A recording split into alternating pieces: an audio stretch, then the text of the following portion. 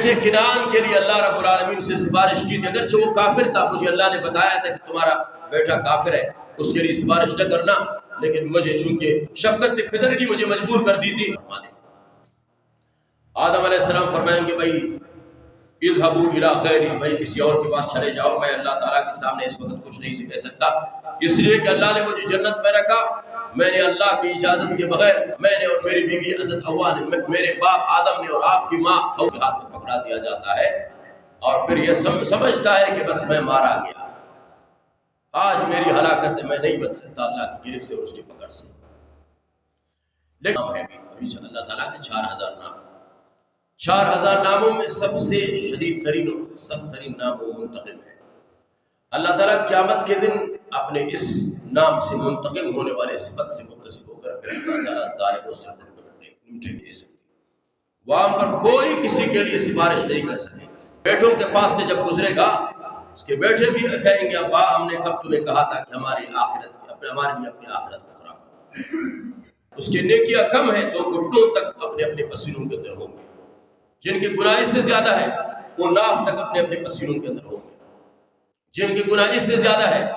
وہ چھاتی تک، جن کی گناہ اس خبر قیامت کے دن میں اللہ کے اور اس کے رسول کے سامنے کھڑا کر دیا جاؤں گا، میرا یہ ڈنڈی مارنا اور یہ لوگوں کو دھوکہ دینا یہ سب کے سامنے واضح اور ظاہر ہو جائے گا، اس کو نہیں پتا ہوگا۔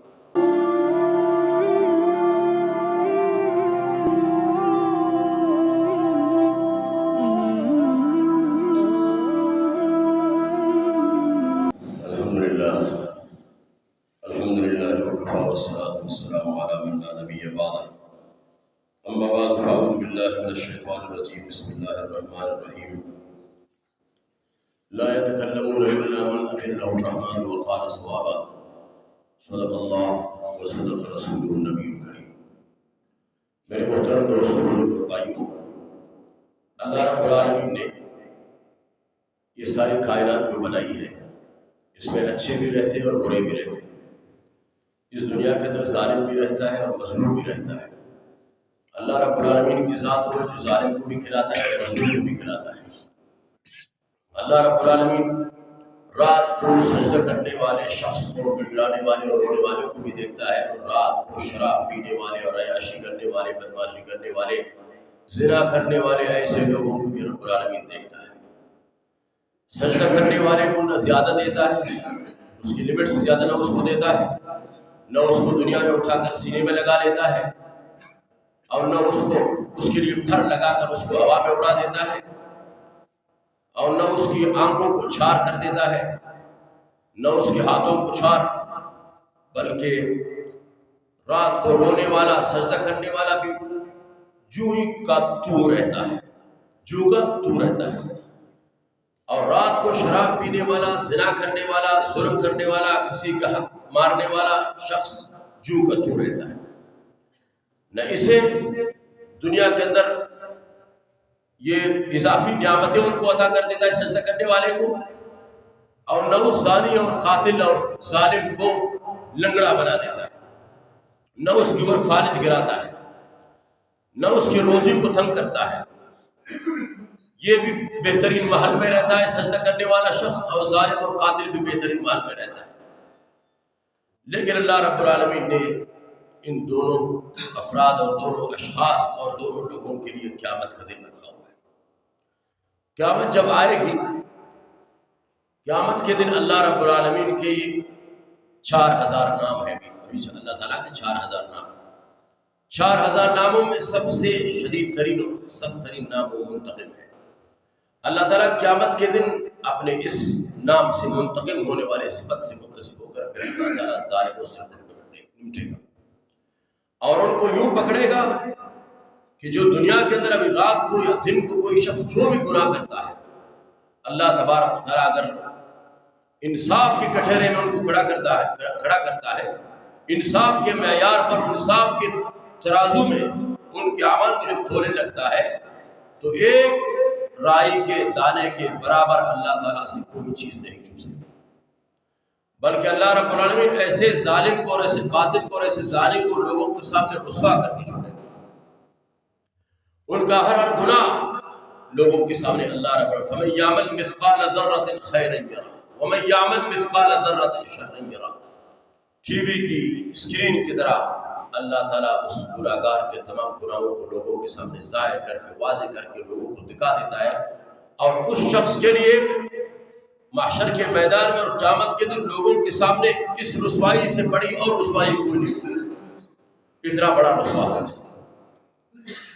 اس کے زنا کو اس کا باپ بھی اپنے آنکھوں سے دیکھے گا، اس کے قتل کو حکومت بھی دیکھے گی، اللہ بھی دیکھے گا،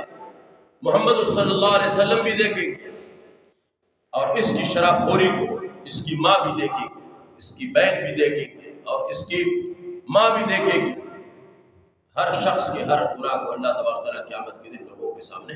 ظاہر کر دے گا۔ اور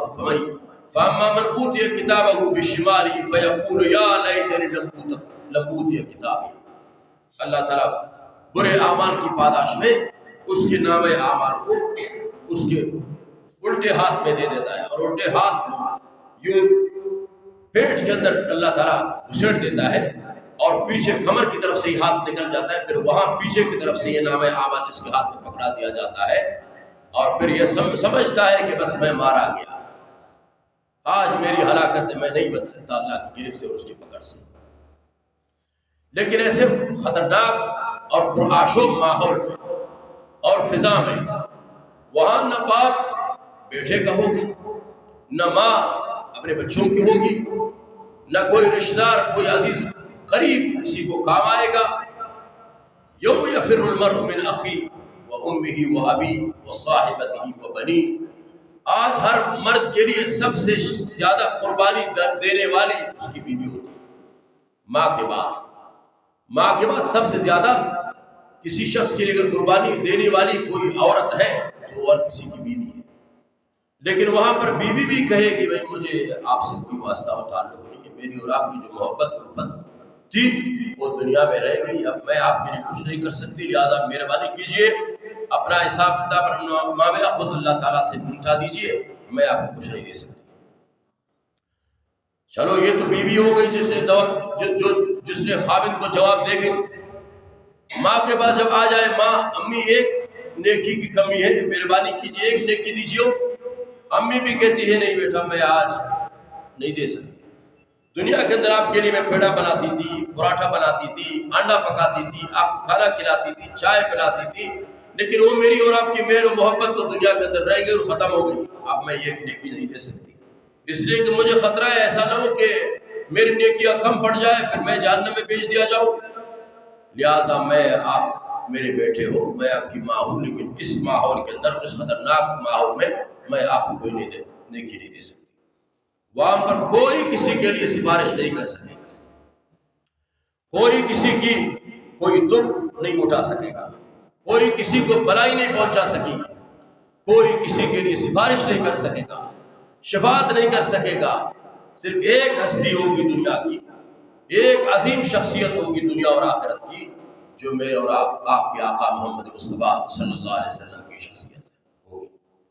جس کی سنتوں کو آج میں نے بھی چھوڑ دیا اور میری مائیں اور بہنوں نے بھی چھوڑ دیا اور میرے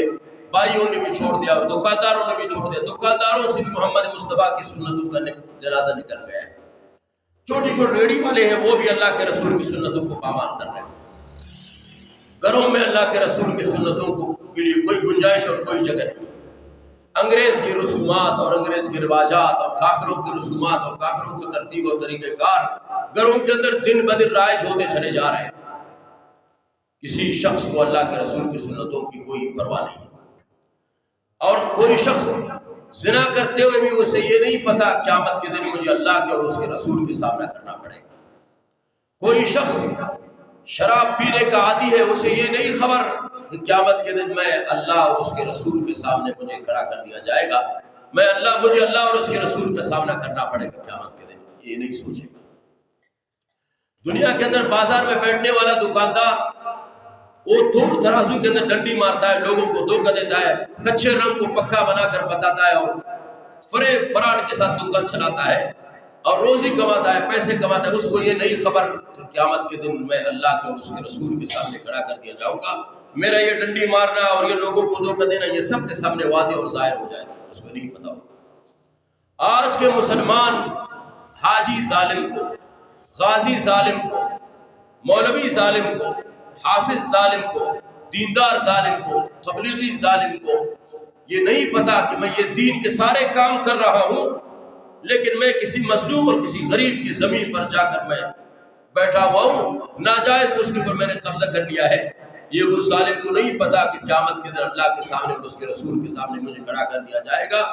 اللہ کے رسول صلی اللہ علیہ وسلم کا فرمان ہے، من ظلم قید شبر من الارض، ایک شخص اگر ایک بالش زمین کا کسی اور کا ناجائز لے لیا، اپنا لیا، اگرچہ اپنے چھت زمانی کے ذریعے سے، عدالتوں کے اندر، ججوں کے اندر، سالسوں کو پیسے دے کر، رشوت دے کر وہ زمین اس نے اپنا لیا، لیکن حقیقتاً میں فیما بینہ و بین اللہ، اس کا نہیں ہے یہ زمین۔ سالسوں نے بیچاروں کے یہ ہے کہ نہ جاننے کی وجہ سے، یا اس کی چھت زمانی کی وجہ سے، یا عدالت کو دھوکہ دینے کی وجہ سے اس کے حق میں فیصلہ دے دیا گیا، تو یہ اس کے لیے اللہ کے رسول نے فرمایا اگر کسی کا حق نہیں ہے، میں محمد مصطفیٰ اور اگر کسی اور کا حق آپ کے لیے فیصلہ کر کے آپ کو بتا دوں، آپ کو دے دوں، میرے دینے سے بھی وہ آپ کے لیے جائز نہیں ہوگا، وہ زمین آپ کا حق، آپ کا حق نہیں ہوگا۔ جائے کہ آپ کو آج کوئی شخص اگر کسی کے حق کو ناجائز مار کر اپنا بنا لے تو کیا اس کے لیے جائز ہوگا؟ یہ ہرگز جائز نہیں اس کے لیے۔ لیکن جب قیامت کے دن اللہ کے سامنے یہ شخص، یہ ظالم اور یہ زمین دبانے والا شخص جب آئے گا، یہ ساتوں زمینیں طبق بنا کر اس کے گلے میں لٹکا دیے جائے گا، اس کی گردن کو اللہ اتنی لمبی کر دے گا، یہ شخص اپنے بیٹوں کے پاس سے جب گزرے گا، اس کے بیٹے بھی کہیں گے ابا ہم نے کب تمہیں کہا تھا کہ ہماری آخرت ہمارے لیے اپنی آخرت کا خراب کرو۔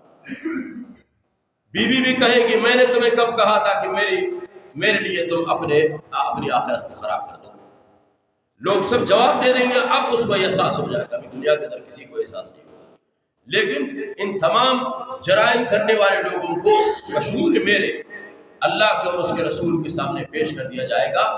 اور اللہ تعالیٰ لوگوں کے سامنے ہم سے پوچھے گا بتاؤ یہ تمہارا حق تھا، تم نے لے لیا، بتاؤ رات کے تاریکی میں چمفان تک قضا و قضا تم نے جو کیا سب کچھ کیا۔ اگر مخلوق سو رہی تھی، خالق تو بیدار تھا نا، خالق تمہیں دیکھ رہا تھا۔ میں نے اس وقت وہ گناہ کرتے ہوئے تمہاری اوپر میں نے فارج نہیں کرایا، تمہاری آنکھوں کو میں نے اندھا نہیں کر دیا، تمہارے ہاتھوں کو میں نے نہیں توڑا، تمہارے پاؤں سے میں نے تمہیں لنگڑا نہیں بنایا، تمہارے ریڑھ کی ہڈی کو میں نے نہیں توڑا، تمہیں میں نے لنگڑا لولا نہیں بنایا۔ تم بھی چلتے تھے دنیا میں، سجدہ کرنے والے نمازی لوگ بھی چلتے تھے، لیکن میں نے تمہارا راز اس وقت فاش نہیں کیا، اس لیے تمہارے حساب کتاب کو میں نے آج کے دن کے لیے رکھا تھا کہ آج میں تمہارے ساتھ خود بھیجوں گا کہ تم میرے بندوں کے ساتھ جو کچھ نہیں کیا۔ حقوق اللہ کے حوالے سے تم نے میرے ساتھ جو کچھ کیا، حقوق العباد کے حوالے تم نے بندوں کے ساتھ جو کچھ کیا، وہاں پر یقین جانیے نہ ماں میری ہوگی، نہ باپ میرا ہوگا، نہ آپ کی ماں آپ کی ہوگی، نہ آپ کا باپ آپ کا ہوگا، نہ میری بیوی میری ہوگی محشر کے میدان میں، نہ آپ کی بیویاں آپ کی ہوں گی، نہ میری اولاد میری ہوں گی اس دن، نہ آپ کی اولاد آپ کی ہوں گی اس دن۔ ایک ہستی ہوگی جو اس وقت میری ہوگی، وہ ہستی ہماری ہوگی، پوری امت کی ہوگی،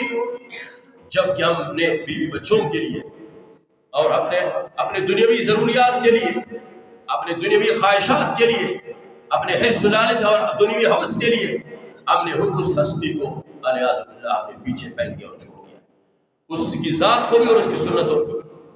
حدیث شریف میں آتا ہے اللہ کے رسول صلی اللہ علیہ وسلم کا فرمان ہے کہ قیامت کا جو ماحول ہوگا اور قیامت کا دن ہوگا، لوگ اپنے اپنے پسینوں کے اندر ڈوبے ہوئے ہوں گے، اپنے اعمال کے مطابق۔ کسی کے عمل اگر کم خراب ہے، زیادہ اچھے ہیں، تو وہ اپنے ایڑیوں تک یا ٹخنوں تک وہ اپنے پسینوں کے اندر ڈوبا ہوا ہوگا۔ جس کے برائیاں زیادہ ہیں، اس کے نیکیاں کم ہیں، تو گھٹنوں تک اپنے اپنے پسینوں کے اندر ہوں گے۔ جن کے گناہ اس سے زیادہ ہے وہ ناف تک اپنے اپنے پسینوں کے اندر ہوں گے۔ جن کے گناہ اس سے زیادہ ہے وہ چھاتی تک، جن کے گناہ اس سے زیادہ ہے وہ ٹھوڑی تک، جن کے گناہ اس سے بھی زیادہ ہے وہ ابروؤں تک، جن کے گناہ اس سے بھی زیادہ نیکیاں بالکل کم ہے، وہ بالکل اپنے ہی پسینوں کے اندر وہ ہوتا لگا رہا ہوگا۔ اور جیسے سمندر کے اندر کوئی شخص غرق ہو رہا، ایسا ہے سورج 1 میل کے فاصلے پر آ کر رک جائے اور کھڑا ہو جائے گا، اتنی گرمی ہوگی، شدید شدت ہوگی، کوئی زندہ انسان تمہیں اس وقت نظر نہیں آئے گا جو اللہ کے سامنے دم مار سکے یا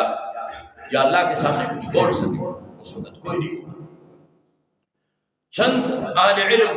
اور دیندار لوگ مشورہ کریں گے کہ بھائی چلو چلتے ہیں آدم علیہ السلام کے پاس، جا کر ان سے کہیں گے کہ اللہ تعالیٰ کی بارگاہ میں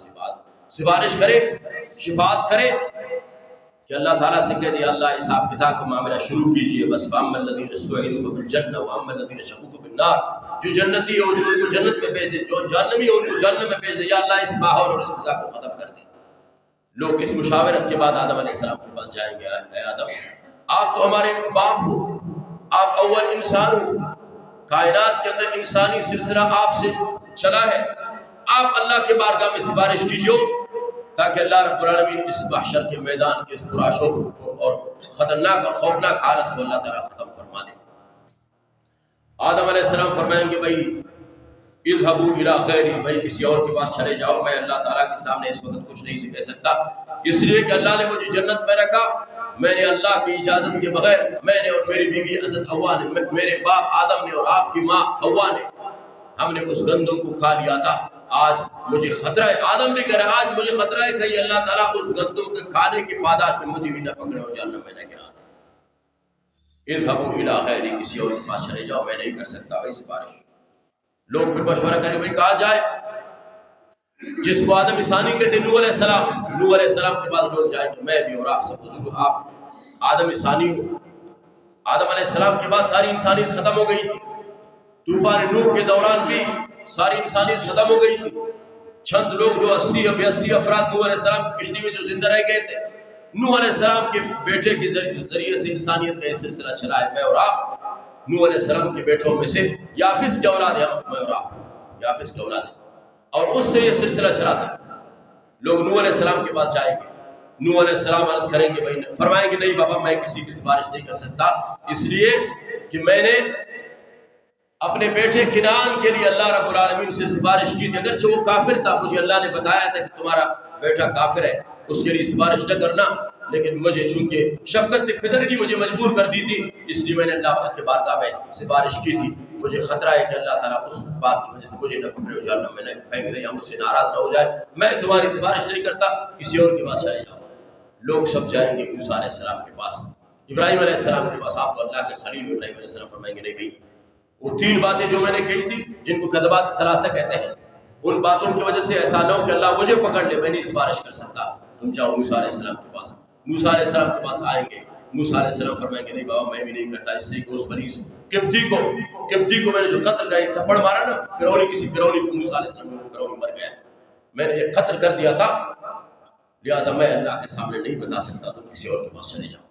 وہ عیسیٰ علیہ السلام کے پاس آئیں گے، عیسیٰ علیہ السلام فرماتے نہیں میں اپنی ماں مریم کا بھی سفارش نہیں کر سکتا، تمہاری سفارش کیسے کر سکوں گا، آج تو اللہ تعالیٰ غضبناک اور غصے میں سفارش نہیں کر سکتا۔ عیسیٰ علیہ السلام فرمائیں گے البتہ میں تمہیں راستہ بتاتا ہوں،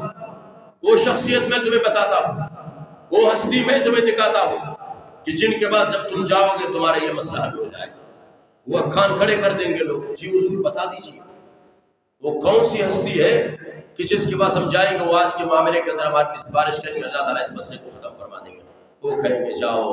نبی آخر الزمان میرے اور آپ کے آقا محمد رسول اللہ کے پاس جاؤ، جب وہ سفارش کریں گے تو یہ مسئلہ حل ہو جائے گا۔ وہاں میں قربان جاؤ اپنے آقا کے لیے کہ وہاں محشر کے میدان نبی جنہوں نے ہمیں نہیں بلائے، جو آج میں نے بھی اپنے آقا کو بلا دیا اور آپ نے بھی اپنے آقا کو بلا دیا ہے۔ اللہ تبارک و تعالیٰ کے حکم سے، عیسیٰ علیہ السلام کی رہنمائی سے لوگ جب میرے آقا کے پاس تشریف لے جائیں گے، حاضر خدمت ہو جائیں گے، تو میرے آقا عرش کے نیچے ان کے لیے کرسی لگی ہوئی ہوگی